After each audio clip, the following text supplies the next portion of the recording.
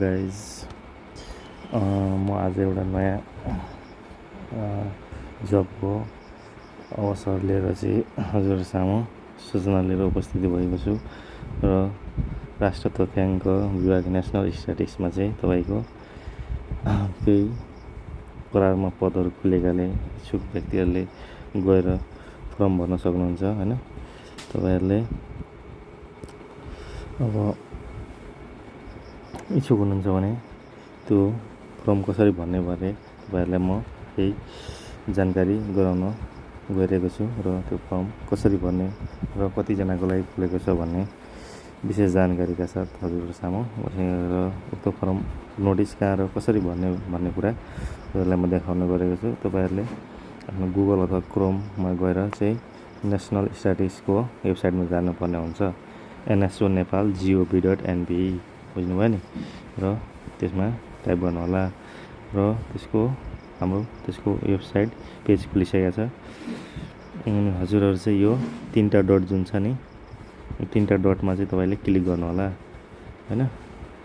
त्यस पछाडि तपाईँले यहाँ पोर्टल आइसकेको छ, तपाईँले यो सूचना केन्द्रमा क्लिक गर्नु होला।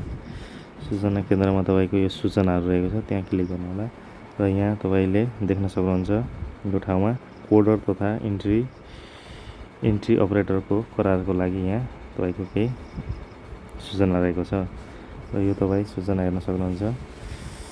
राष्ट्रिय आर्थिक गणना 2082 को सङ्कलित फारमहरूको मतलब यो सङ्कलन काम चाहिँ तपाईँको 2083 वैशाख 2 गतेदेखि तपाईँको लगभग असारको 7 गतेसम्म चाहिँ तपाईँको यो व्यापार व्यवसाय आर्थिक तथ्याङ्क चाहिँ को काम भएको थियो र त्यही कामको अब कोडिङ र एडिटिङको लागि चाहिँ तपाईँको यहाँ केही कर्मचारीहरूको माग चाहिँ राष्ट्रिय तथ्याङ्क विभागले गरिएको छ होइन।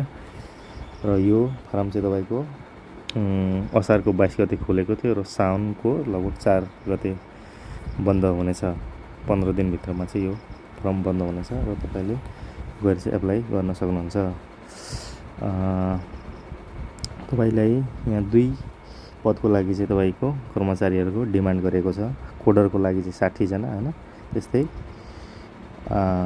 डाटा एन्ट्रीको लागि चाहिँ 120 जना र यो काम चाहिँ लगभग 4 महिनाको लगभग हुनेछ। तपाईँको कोडरको लागि चाहिँ ब्याचलर स्नातक पढेको हुनुपर्छ भने डाटा एन्ट्रीको लागि चाहिँ तपाईँले +2 गरेको हुँदा पनि भइहाल्छ। र तपाईँको सेवा सुविधा पनि यहीँ तपाईँको लेखिदिएको छ। तपाईँको कोडरमा चाहिँ एक पत्ती मतलब यो हरेक पेपरहरूमा एउटा व्यवसायको फर्म भरेको थियो र तपाईँले एउटा फर्मको लागि चाहिँ तपाईँले कोडरलाई चाहिँ तपाईँले 4 रुपियाँ अनि डाटा एन्ट्रीको लागि चाहिँ 4 पैसा भनेको मतलब एउटा लेटर टाइप गर्नुभयो भने तपाईँले 4 पैसा पाउनुहुन्छ र तपाईँले कति दिनभरिमा मतलब डे टु डे कति टाइप गर्नुहुन्छ त्यही अनुसारले तपाईँले प्रति लेटरको लागि चाहिँ तपाईँले 4 पैसा पाउनुहुनेछ। त्यो तपाईँको यो सर्ट लिस्टबाट नै तपाईँलाई छनौट हुनेछ होइन। तपाईँले फर्म चाहिँ भर्नु होला, त्यसपछि तपाईँको नाम आयो भने चाहिँ त्यसमा तपाईँको सर्ट लिस्ट हुनेछ हेर्नु भने साथीहरू।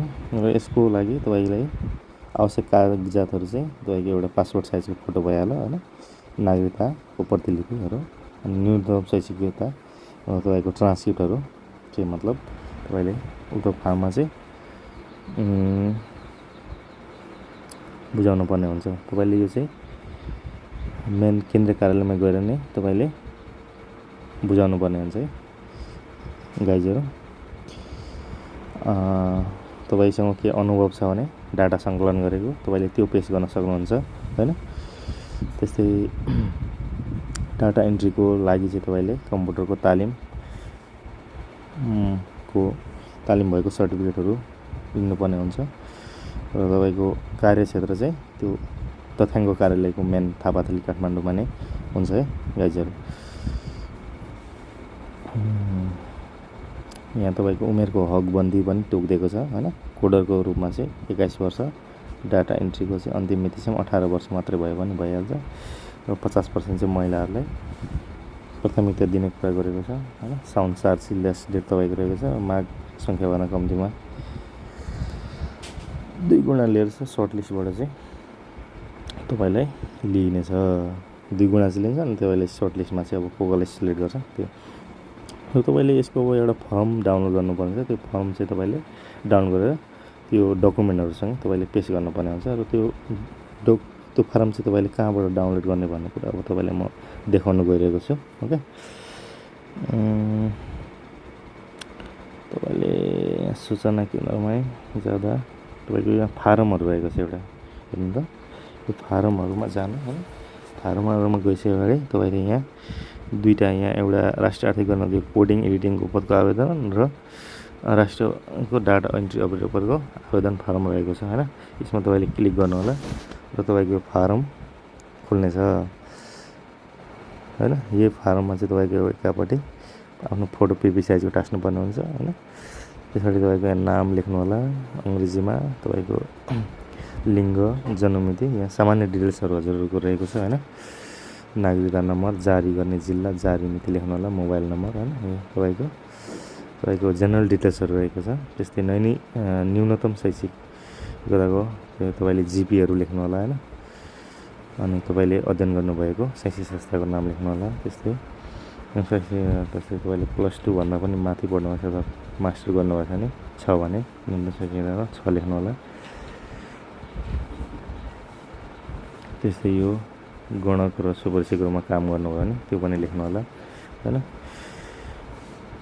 ल, बेसिक जिनिसहरू रहेको छ, यो सबैले सङ्कलन गर्नुपर्ने अगाडि नै हामीले रिसर्च गरिसक्यौँ।